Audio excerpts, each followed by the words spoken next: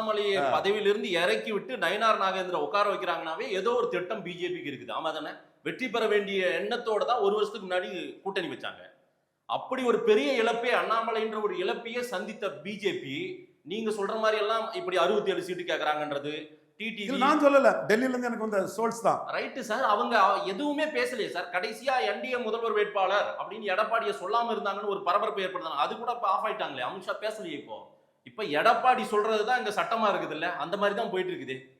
Seat ஷேரிங்ல Edappadi ஏமாத்தலாம்னு நினைச்சாருன்னா அவருக்கு அதிர்ச்சி காத்து இருக்குது மாதேஷ். என்ன அதிர்ச்சி? வேற என்ன போக்கிடம் இருக்கு பிஜேபிக்கு?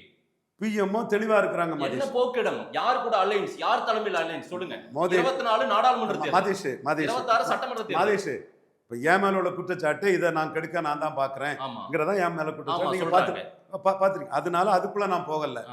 மோடிக்கு 29ல வெற்றியை கொடுக்கறதுக்கு என்ன வீகமோ அந்த வீகத்துல நான் தெளிவா இருக்கு. 29 கொடுங்க சார். 26ல அதுக்கு அண்ணாமலை தேவை.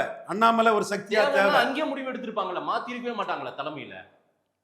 2 ரெட்டலைக்கு ஒரு தாமரைங்கிற லெவல் கொடுத்தா அண்ணாமலை அதை ஏத்துக்குவாரு. இல்ல, அண்ணாமலை ஏற்கிறது முக்கியம் இல்ல. நயினார் நாகேந்திரனுக்கு அந்த வேலை இருக்குது, அமித்ஷாவுக்கு அந்த வேலை இருக்கு, மோடிக்கு அந்த வேலை இருக்குது. அண்ணாமலைக்கு அந்த வேலையே இல்லையே. இப்ப என்ன வேலைன்னே தெரியாம அண்ணாமலை நிக்கிறாருல்ல.